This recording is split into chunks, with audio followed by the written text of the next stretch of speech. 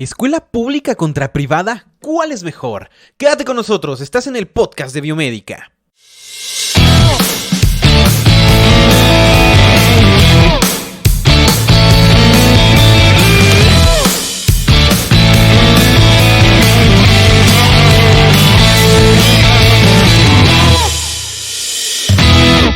Bienvenidos amigos y amigas, ¿cómo están? Sean bienvenidos a una nueva emisión del podcast de Biomédica. Mi nombre es Alejandro Moreno y ¿qué episodio tenemos para todos ustedes el día de hoy? Es que hoy traemos un tema de chisme, un tema muy controversial, escuelas públicas contra escuelas privadas. ¿Cuál es mejor? ¿Cuál es tu opinión? Bueno, en unos momentos yo les voy a dar mi opinión al respecto, así como vamos a comentar algunas cositas desconocidas por ahí de aplicación de la ingeniería biomédica, pero antes vamos a mandarles esos saludos a toda la gente que nos deja sus 5 estrellas y su reseña en Apple Podcast.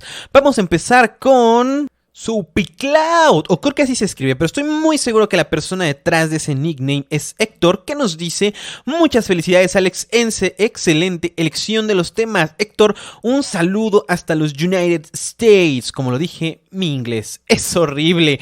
Asimismo le mandamos un cordial saludo a Linet Paredes, que nos dice: me parece muy interesante y provechoso el podcast de Biomédica, ya que tanto para estudiantes como para egresados nos mejora la visión y despeja dudas que quizás nunca preguntamos. Muy práctica la manera de incluir las experiencias propias en el ámbito profesional. Felicidades. Muchísimas gracias Linet por tus 5 estrellas y tu reseña en Apple Podcast. Recuerden, banda, que todos los que nos hagan el paro, nos tiren la esquina de estarnos mandando sus comentarios, los vamos a estar mandando al aire porque así de importante me hacen sentir. Y antes de empezar todavía con el tema, nos dejaron una pregunta en la página del podcast de Biomédica muy interesante. Durante la semana pasada les puse ahí una historia. ¿Qué team son ustedes? ¿Son Team AD620 o Team INA 114? Y una personita que se llama Andrés Echeverría me pregunta: ¿por qué es mejor el INA 114? Porque obviamente un servidor prefiere el INA 114. Y yo le contesté lo siguiente: lo que pasa es que tú al conectar este amplificador de instrumentación, si lo conectas a la misma ganancia que el AD620 para aplicaciones de bioinstrumentación, esto quiere decir, por ejemplo, fabricar o diseñar un SG, un MG, un EOG, el INA 114, a diferencia del AD620, tiene un CMRR más alto. Esto quiere decir que al momento de amplificar, el ruido no se va a amplificar tanto como en el AD620. El AD620 es un amplificador de instrumentación desarrollado por Analog Devices. El caso del INA 114 es desarrollado por National Instruments. Pero tú me dirás: Alejandro, el INA 114 es un chip más costoso. Y yo te diré: estás en toda la razón, te la doy por completo. Entonces, en ese sentido, cuando eres estudiante, seguramente te conviene más comprar AD620. Y lo digo entre comillas, que yo sé que no me están viendo, pero a diferencia del AD620, el INA 114, en las entradas diferenciales, que son 2 y 3, tiene una protección contra voltaje especial que no tiene el AD620. Entonces ya te habrás de imaginar que si la calabaceas, porque seguramente lo vas a hacer en tus primeras prácticas, y conectas por ahí algo que no debes de conectar en las entradas del amplificador de instrumentación, seguramente te lo vas a volar y tu dinerito se va a ir derechito a la basura. Entonces, en ese sentido, el INA sí es más costoso, pero tiene menos ruido. Al tener menos ruido te puedes ahorrar etapas de amplificado. Por ahí tengo yo una configuración especial para ahorrarme el paso bajos y el paso altos, además de que si te estás ahorrando 2 etapas, te estás ahorrando dinero, ¿verdad? Y si tu chip aparte tiene esta protección contra babosadas, imagínate, lo que tú estás pagando claramente se está viendo reflejado en la calidad de lo que tú vas a entregar, ¿verdad? Bueno, ahora sí ya, vamos al tema que nos compite: universidades públicas contra privadas. Y estás seguramente pensando: Alejandro, no puedes hablarnos de esto es un tema muy controversial, la gente se va a enojar contigo, ten mucho cuidado. Y yo te diré: tienes toda la razón, hay mucha gente chaira allá afuera, y yo sé que tú no eres una persona de esas. Yo simplemente voy a dar mi opinión al respecto a ciertos puntos que yo considero esenciales para decidir dónde estudiar una carrera independientemente de si sea pública o privada, pero claro que van a salir estas características dentro de lo que vamos a mencionar, así que vamos al punto número 1. El dinero, aprende algo, dinero, y seguramente estarás pensando, pues sí, evidentemente los de la escuela de paga pagan por pasar. Y yo te diré, hey, alto ahí, señor promedio, porque bueno, no sé, no estoy muy seguro de eso y no podría afirmarlo. Lo que yo sí te puedo decir es que económicamente es muy diferente estudiar en una escuela pública que en una escuela privada. Por ejemplo, yo no habría podido sostener mis estudios en una escuela privada como lo es el TEC de Monterrey o la Anáhuac o la Ibero, y pues no, básicamente es muy complicado para estudiar en una escuela de ese tipo que son las de paga que yo conozco y que más o menos he visto a los ingenieros o ingenieras que han estudiado ahí. Pues verdaderamente no te puedes sacar una carrera ahí con un trabajo cualquiera de medio tiempo en el que te puedan permitir faltar si es que se mueve tu horario de clases o hay alguna situación ahí extra académica que pudiera salir que afectara tu vida laboral, ¿verdad? Entonces en ese sentido yo elegí una escuela pública, hablando de mí y mi experiencia, porque pues evidentemente es gratuita, entre comillas, porque pues obviamente tú tienes que generar gastos, que el camión, que tu material, etcétera, etcétera, pero yo no hubiera podido estudiar en una escuela privada por esa situación. No me estoy metiendo absolutamente en el tema de que en las escuelas privadas pagan por pasar. Mira, no me consta y no podría afirmarlo en ninguna circunstancia. Pero sí, un semestre en el TEC de Monterrey, según internet en la página MEX Estudia, un semestre tiene un costo de 120,700 pesos.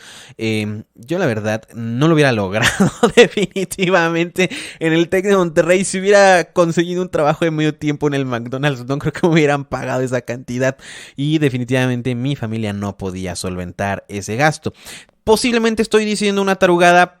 Ténganme paciencia, tengo todo el derecho, no estoy muy seguro ni voy a ir a preguntar cuánto cuesta un semestre en el TEC, pero más o menos la Ibero, la Anáhuac y el TEC, pues más o menos económicamente hablando, son parecidas en cuanto a lo que cobran más o menos por crédito. Tengo entendido, aclaro, puedo estar diciendo una babosada, pero pues obviamente a mí el semestre en el Instituto Politécnico Nacional, que es donde yo estudiaba, me costaba 250 pesitos, que era mi inscripción voluntariamente a fuerzas, pero bueno, yo la daba con todo gusto. Pero bueno, ya, vamos al punto número 2. Trámites. Aquí la verdad es que la escuela privada se lleva completamente de calle a la escuela pública. Tan solo en mi caso, señoras y señores, el Politécnico es completamente inútil para hacer trámites de titulación, carta pasante, servicio social. Prácticamente puedes llegar a consumir de 2 a 3 años en hacer esos trámites, cuando en escuelas como el TEC, la Ibero o privadas, dejémoslo en general, evidentemente no van a tardar tanto tu trámite de titulación, ¿verdad? Entonces, no sé cómo estén las demás escuelas públicas como la UNAM, que tiene ingeniería en sistemas biomédicos, o la UAM, o algunas otras escuelas públicas que no son tan conocidas a nivel nacional como estas dos escuelas, pero al menos en el Politécnico es una tremenda mentada de jefa, porque se tardan demasiado en hacer sus trámites, y en eso sí yo estoy consciente que las escuelas privadas no se tardan en el mismo tiempo. Entonces la verdad es que es un punto a favor. Punto número 3. Fundamentos por el cual está realizado el plan de estudios. Aquí sí ya nos ponemos un poquito más exigentes.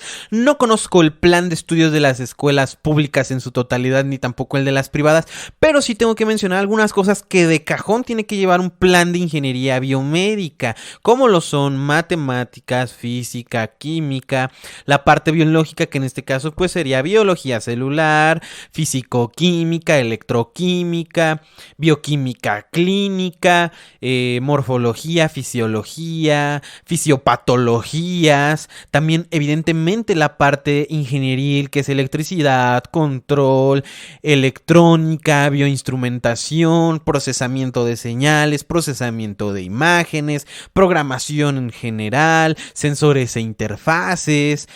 Y por último, y no menos importante, la parte administrativa: conservación hospitalaria, legislación, arquitectura de hospitales, ingeniería clínica hospitalaria, y bueno, son un sinfín de cosas que de cajón debe de llevar un plan de estudios de ingeniería biomédica bien fundamentado. Si falta alguna de estas bases de la ingeniería biomédica, ahí yo estaría poniendo el ojo en que ese no es un plan bien diseñado y que seguramente le hacen falta ciertos ajustes. Así que si tú estás por decidir en dónde estudiar, si escuela pública o privada, tienes que tener en cuenta esto cuando te den a leer el plan de estudios. Esto es vital y esto te puede salvar la vida laboral posteriormente, porque te pueden preguntar, oye, ¿sabes de esto? Y ni siquiera sabías que lo tenías que ver, pero aquí en el podcast de biomédica te lo estamos enseñando para que no fracases en esa parte. Vamos al punto número 4.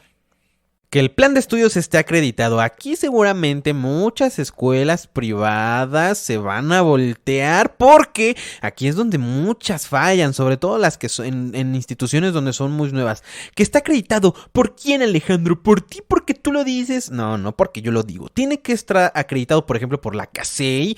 Y tú dirás, ¿quién es la CASEI? Y te lo voy a leer porque si ya está en internet no tendría por qué inventar quién es la CASEI. Bueno, es el Consejo de Acreditación de la Enseñanza de la Ingeniería CASEI, que es una asociación civil sin fines de lucro. Su objetivo primordial es, mediante la acreditación de los programas educativos en el área de las ingenierías, promover que las instituciones de educación superior ofrezcan educación de calidad a los estudiantes inscritos en programas de ingeniería. Entonces es obvio que si tu programa de estudios de la universidad pública o privada donde tú estás estudiando no está acreditada por un organismo como este, aguas.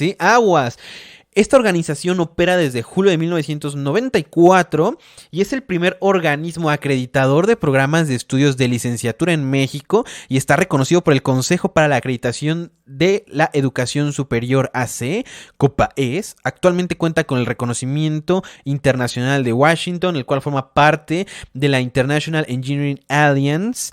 Es miembro de la Red Iberoamericana de Aseguramiento de la Calidad para la Educación Superior. Entonces, evidentemente, que tu plan de estudios de ingeniería biomédica esté acreditado por el CASEI es un plus. Y eso sí, no todas las escuelas lo tienen. Entonces, pública o contra privada, ¿cuál es mejor? No lo sé, no lo voy a decir, pero tiene que estar el plan de estudios acreditados por el CASEI. Algo más que tengo que mencionar: hay organismos que obviamente son referentes aquí en México en cuanto a certificar competencias de ingeniería biomédica, ¿verdad? Como son el Colegio de Ingenieros Biomédicos. Así que si tu plan de estudios de la escuela donde tú estés cursando la carrera de ingeniería biomédica tiene el visto bueno de un organismo como lo hoy es el Colegio de Ingenieros Biomédicos de México, eso es una palomita verde para tu plan de estudios, porque quiere decir que cumples con los conocimientos mínimos, o más bien el plan de estudios cumple con los requisitos mínimos para poder ser considerado como un plan de ingeniería biomédica.